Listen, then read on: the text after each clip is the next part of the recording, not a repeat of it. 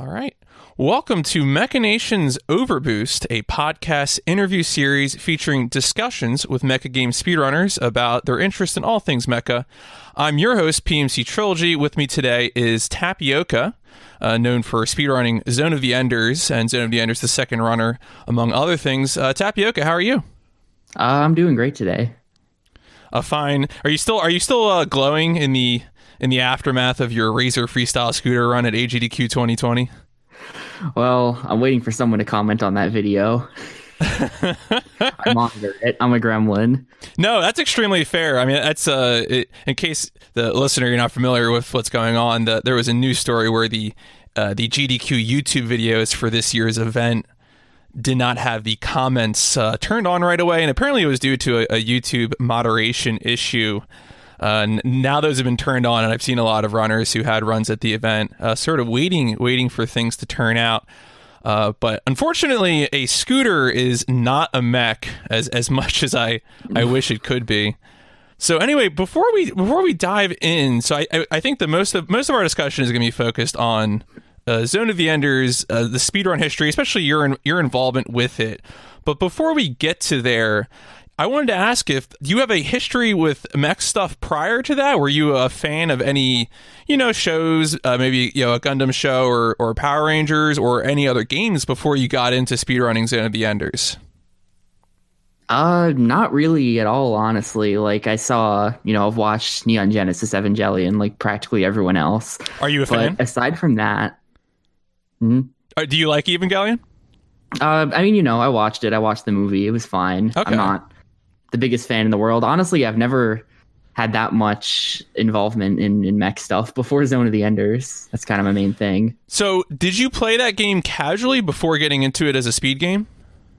Yeah. I bought the HD version, which has, both games on it, and I played the first game. And since the first game is so short, it kind of just naturally begs the question, how short can I make this? So that's sort of how I got into it. Oh, so you never played the PS2 version?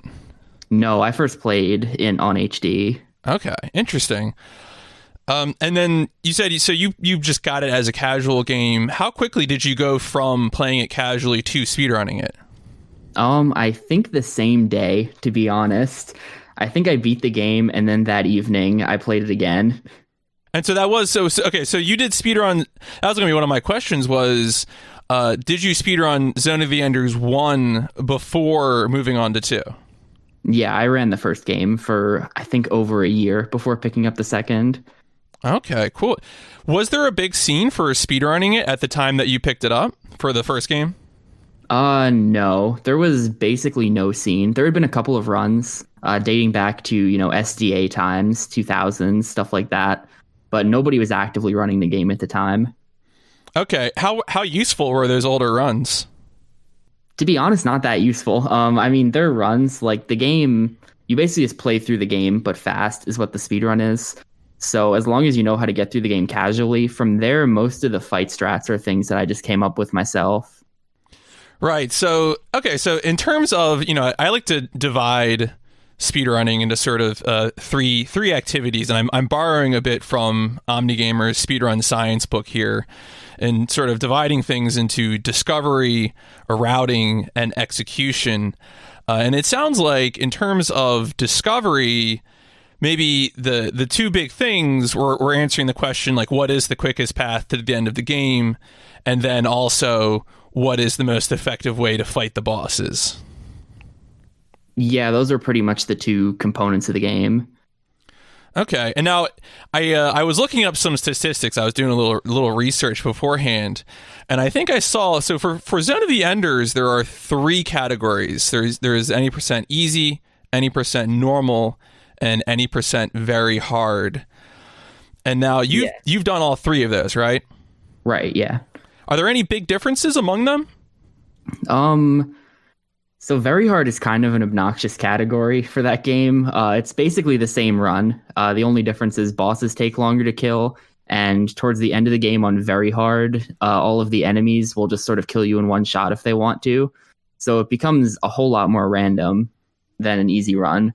But normal as a category isn't that different from easy. It's basically the same thing, but a lot of older runs were done on normal, so the category exists almost more as like a legacy thing, to be honest, than anything else.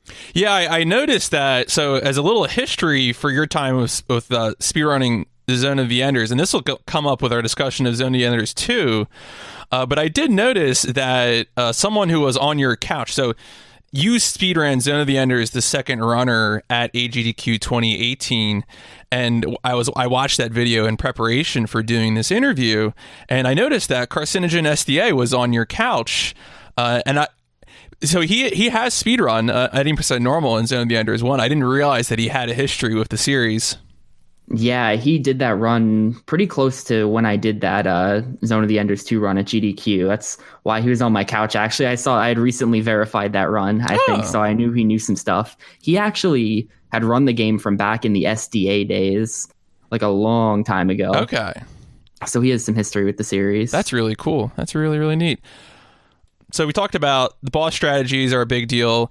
I wanted to ask, so I am familiar. I'll put myself into the interview for a brief moment just to mention that I did briefly learn the any percent easy route. And I wanted to ask, in particular, at the end, there's a sequence where the player is supposed to disarm bombs to prevent a space colony from exploding. And in the any percent easy route, we just blow up the bombs because it's faster to do that. It's a faster way to get rid of them. Does that strat persist in the any percent normal and any percent very hard categories? Nope. On higher difficulties, those bombs will just immediately kill you if you blow them up. Okay, yeah. That's what I thought. I was just really curious. It's interesting to me. I understand when you do different categories, sometimes the differences can be, for example, amount of health or amount of damage you do versus the amount of damage enemies do. But it's always, I think it's the most interesting when different difficulty categories have that extra sort of routing change as a result. How much time would you say that you've spent speedrunning the first Zone of the Enders? Oh God, probably honestly not as much as you'd think, since I've been doing it for so many years, but probably, I don't know, maybe around 100 hours. Mm-hmm. And was it worth it? How do you feel about it? 2 was worth it. 2 was worth it. 1 was not worth it. One's not great. So looking at the leaderboard, and I think I've discussed this with you previously, the Xbox 360 version off the HD collection is considered the fastest version for RTA timing. Yeah, it's faster because of loads as well as lag. All right, well, let's move on to the more interesting, perhaps a more interesting speedrun, which is the Zone of the Enders, the second runner. Now, you said you moved on to that pretty quickly after speedrunning the first game, right? It was like a year. It was a long time. I didn't have any intentions of running the second game for a long time, really, and then I just picked it up one day. Was there anything in particular that motivated you to do that? Yeah, so this is a bit of a story, but please. I was running Zone of the Enders 1. I was doing it on stream at the time. I was like grinding it out. And someone else had just recently picked up the game, a runner named Shadows Abyss. And he came into my chat and he had recently submitted a run. So we were like trying to build a community kind of. And he was talking about how he was going to pick up the sequel. And he was telling me, oh, you should pick up the sequel. It's so much better. It's so much better. And at this point, I had actually never played the sequel. I played the first game casually and like half of the second, but then I just sort of bailed on the second because I wasn't feeling it at the time. And I was, at the time, they were doing, GDQ was accepting submissions for AGDQ 2018. And I was thinking in the back of my head, oh, if this game is so much better, maybe I learn it real quick and then have a submission. So that's kind of what motivated me to pick up the game. I went from having never played it before to playing it, learning the speedrun, submitting it, and getting it into GDQ in all of about a week. Wow, that's amazing. So that would have been, I guess if it was AGDQ 2018, that would have been like the fall of 2017, right? Yeah, this was like September 2017 or so. And now with that run, I guess I'll ask you some of the same questions. It sounds like from talking to Shadows Abyss that maybe there was more of a run to start with here than there was with the first Zone of the Enders. Yeah, with Zone of the Enders 2, there was definitely, Kekumen Show You, who was on my couch, also all the high winds. They had put a lot more work into the game, probably than was ever put into Zone of the Enders 1 at the time. More with the normal category than easy. Easy was sort of, not not explored yet, but they had definitely put in time. There was a lot more effort put into Zone of the Enders 2 for sure. And now, where does that effort go? I mean, describe the run for me. You know, what sort of strategies did they find that you were able to use for your own running? So 2 is a lot more of a straightforward action game than 1 in terms of structure. There's basically just levels. You play through each level in a linear order. And for each level and for each boss, there were a couple of strategies that already existed. Like one, when you're fighting Leo, who's in the Vic Viper towards the beginning of the game, you can just put him in a corner and then spam one attack and he sort of gets caught in the corner and you can do the whole fight that way. Just different little strats like that for all the fights in the game. It's sort of already been developed. One thing that really impressed me when I watched the whole, as I mentioned before, the Zone of the Enders, the Second Runner, AGDQ 2018 VOD, and I noticed that sub-weapons are a much bigger deal in Zone of the Enders, the Second Runner's speedrun, than in the first game. Mm-hmm. Yeah, they definitely are. In the first game, they don't force them on you. You have to go out of your way to get them, so you don't really get any of them. In the second game, you get them as part of the story. So anything that can speed up the combat, you get to use, which is a lot more fun. Yeah, no. When I was watching, I noticed that Gauntlet was very effective, especially since there were, I think, sequences like a canyon where it almost made sense to use it, like it was an intended effect of the weapon. And then I think it was the laser weapons called the halberd in that game. Yeah, it's halberd. Yeah, and so then you get into the ammo management to make sure you have enough ammo to just beat all the enemies quickly. It was definitely very interesting. Would you say the bosses are sort of a similar deal in Zone of the Enders 2? They're way better in 2 than in 1. In 1, you mostly just stand around and like mash your weak attack, and that's enough damage to get through them. In 2, they end up having a lot more tech than that because of like just typical action game stuff like phase transitions and trying to manipulate that, skip cycles. There's all these different little smaller strats, a lot of which depend on RNG, but there are just a lot of different things you can do to the bosses to try to speed them up instead of just, standing next to them and mashing the fire button like the first game. One strategy I really, really wanted to ask you about, which is probably, I think, one of the more swag strats that I saw in the AGDQ 2018 video, who developed and what's the history on using the vector cannon on top of Zycat?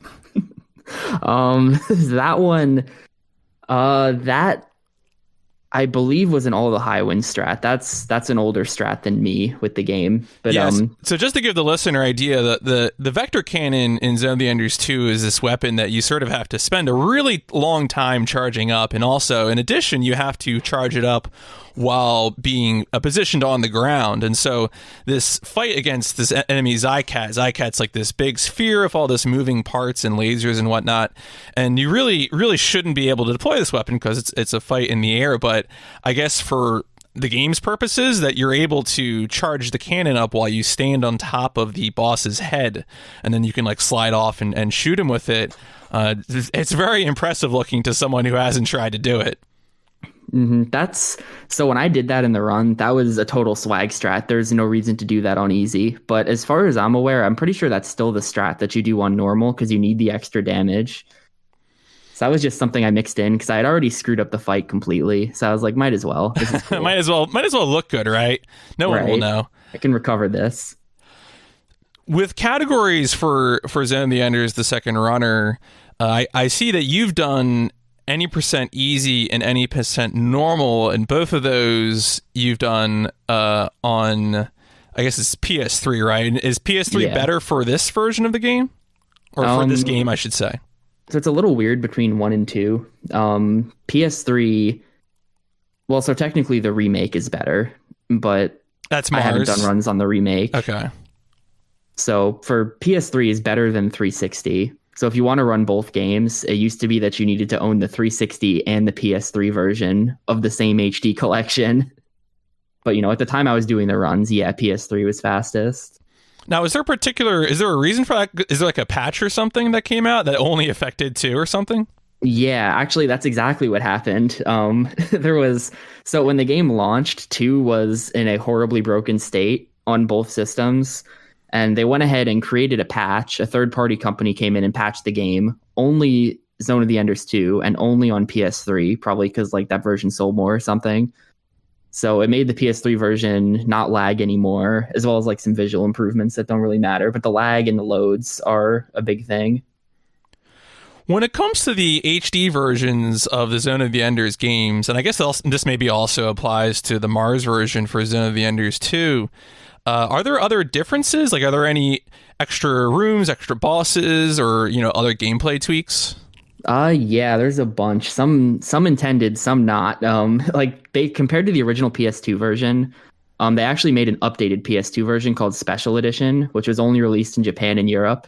And that adds a whole bunch of extra content. It adds a bunch of rooms before you fight Inert. It adds a bunch of rooms after you fight Anubis for the first time, and it adds a couple other fights as well. And then that content was carried over to the HD version and to Mars. But then also that patch to the HD version, only on PS3, actually introduced a glitch in the Inert fight that lets you keep him in a stun lock for the entire fight using Phalanx. And that, as far as I can tell, is only possible because of that patch, or at least it was made much easier.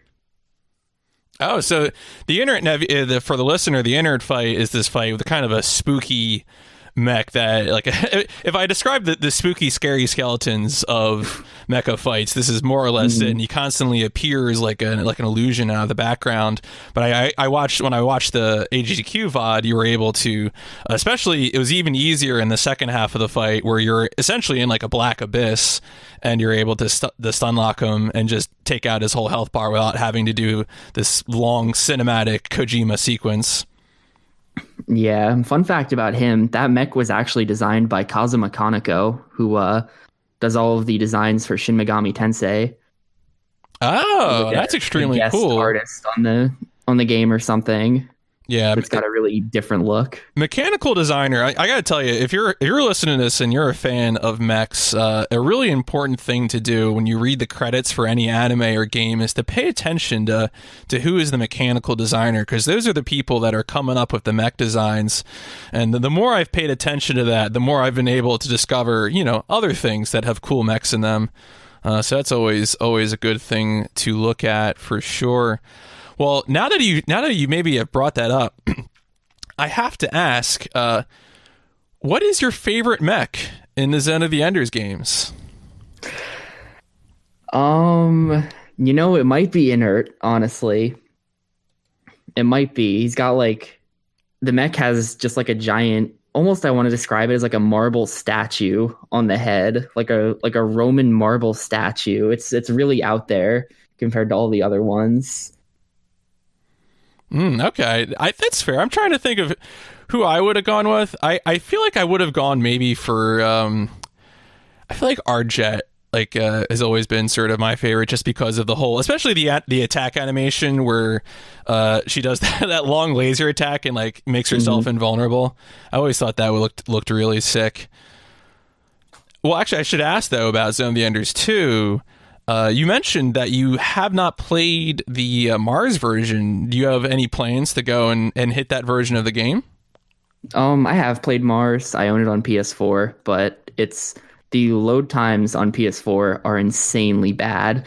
So it's faster if you're playing on PC. Okay, but I guess maybe you don't have my PC's not good enough. Yeah, so. Yeah. No, that is always an issue. I've played Mars. It's good. It's a good version for sure. All right, so maybe down the road then, right? Mm-hmm. Cool. Well, all right. So I already asked you what your favorite mech in Zone of the Enders was. Do you have any other any total favorite mech from anything? From was there a mech from Evangelion or from some other thing that you would maybe say is your top mech? I'm always probably going to be biased in favor of Metal Gear Rex. Pretty basic answer, but Metal Gear Rex is just great. No, I respect that. I think the Rex and Ray designs are really timeless in a way that I couldn't possibly have anticipated at the time I played those games as a kid. Here's the fight with them in 4. That's just great. Mm-hmm. Yeah, no, that is actually that's very satisfying when you do the fight with where you pilot Rex and you fight a Ray. Mm-hmm. Especially given the whole premise, right, that the Ray was supposed to be an anti-Rex weapon. Yeah. Now, a fun question I have is, Do you have like a favorite? I'm a big person for names. I like asking about like technical terms. Do you have like a favorite name for a mech? You know, I think in the Zone of the Enders series, they're called orbital frames.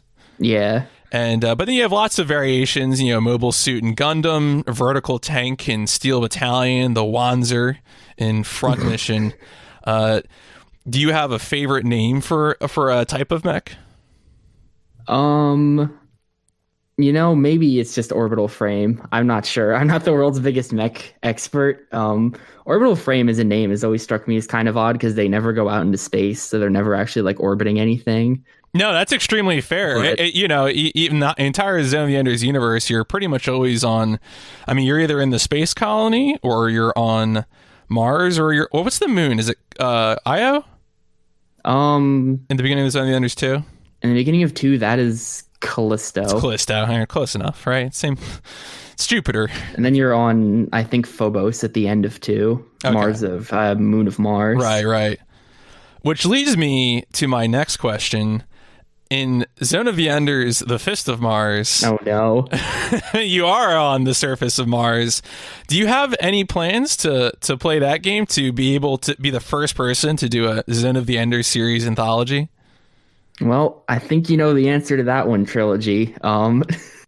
I will do it when you do it. All right, that's fair. Folks, you've heard it here. There is a suicide pact that if I, pmcTRILOGY, decide to do a speedrun of Zone of the Enders, The Fist of Mars, which is a strategy RPG for the Game Boy Advance, which I don't think was really worked on by any of the same people that made... No, it was not. The Zone of the Enders 1 and Zone of the Enders the Second Runner.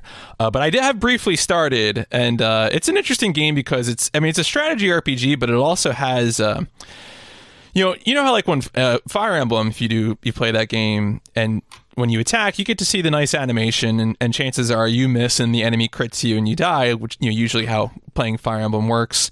But in Zone of the Enders, The Fist of Mars, there's a short real-time sequence, right, where you have to like aim or do something to evade the enemy's attack. Very strange, but I guess that'll be a Zone of the Enders speedrun adventure for another time. Yeah, it was developed, I think, by Banpresto, who does like the Super Robot Wars games. So I think a lot of the stuff like that is shared with those. I think that's yeah. I'm not too familiar with those. Although on the one of the other Mechinations co-hosts, Ignis, has been playing the recently released Super Robot Wars for Switch, and I'm sure I'll be hearing more about that game as things go forward. So. In an effort to add a little connective tissue to this podcast, a sub-series, I wanted to maybe get out of you, and you can think on this a little bit, but I wanted to get out of you a mecha-related question that I could ask the next guest on this podcast series. If you could ask someone a question related to mecha. You know, it could be anything like favorite attack or, favorite like gun or sword or, anything like that, or pilot, right? I mean, it doesn't even have to be related to the mecha itself. Do you have one that you would give to me so that I could ambush the next guest? All right. Here, ambush the next guest with this one. I guess the question would be, just what is the strongest mecha, just period, that you are aware of? That's very good. If they were all in a fight, who wins? Yeah, what is the strongest mecha? A fine question. Do you have any future games or series involving mech stuff that you're interested in for the future? Well, Fist of Mars, of course. Fist of Mars. Aside from that, I've always been kind of interested in Metal Gear Solid stuff, particularly 4 and 5 for some reason have appealed to me from a speedrunning sense. I think because they're a bit less explored than the others. Mm-hmm. Yeah, no, I have to say, I've been really impressed with that speedrun community. They do, I think, a really, really good job of organizing their stuff. So I'm definitely... I almost thought about looking into 1 because the PC port of 1 is so busted. I ended up kind of pulling back because I ended up looking at the boss fights and being reminded of the boss fights in Zone of the Enders 1, which caused me to quickly bail on that. I did want to relay to you some exciting news that came out today, which I thought that you might appreciate. There was so in the February 6th, 2020 issue of Famitsu, which is released today, January 23rd, there was a 30-page feature on Kojima Productions, so the 4th anniversary of that studio. And one of the things that there was a 4 or 5 page interview with Kojima and Yoji Shinkawa as a part of that feature. And one thing they did say in the interview is that they mentioned how Death Stranding has a lot of different weapons, but few mecha. So Kojima wants to make something with mecha to give some mecha design work to Shinkawa. They mentioned how this could be an anime project, as it takes a lot of work, but would be slightly easier to do than a game project. So would you be down for a Kojima Shinkawa team up for anything mecha related? Dude, I'd be down for sure. This is the first I'm hearing of that. As I said, it just came out today. This is I'm reading this from DualShockers, and it seems like they just did a translation from the Famitsu issue that just came out. That's interesting though, because supposedly Kojima, he had his most involvement with the first game, and then with Zone of the Enders 2, I think the story goes that it was mostly written by Shuyo Murata, and Kojima just sort of has his name on the box at that point. But it's interesting because if you look at the plots between those two games, Zone of the Enders 1, at least in my opinion, is much more interesting than the second one in terms of just like the lore. Not that they don't get into it that much, but they establish a lot of very strange lore in the first game. So seeing those two pair up again in a mecha project would probably be interesting. Yeah, no, absolutely. I have to agree. Which do you think is more powerful, the CG cutscenes in 1 or the anime cutscenes in 2? Oh God, power. Definitely, it's got to be the CG. It's right. It's got to be the CG. Unbelievable. Very, very incredible. But hopefully, we'll keep an eye on that. I'm always excited to see new mech stuff. I felt like 2019 was a very good year for that, and so I'm like worried for 2020. But hopefully, more things will come up in the future. So I think that's almost about wraps things up for me. Is there anything you wanted to plug? It doesn't have to be mecha related. If you just want to drop your Twitch stream or whatever, please go ahead and tell the people. Sure, I will drop my Twitch stream then. I stream at twitch.tv/Tapioca. Recently, I've been mostly into like Yakuza series speedrunning, but I do have plans to come back to Zone of the Enders, eventually, the second game specifically. I had actually, on that note, before we leave, do you feel that Yakuza speedrunning is at all similar to speedrunning Zone of the Enders?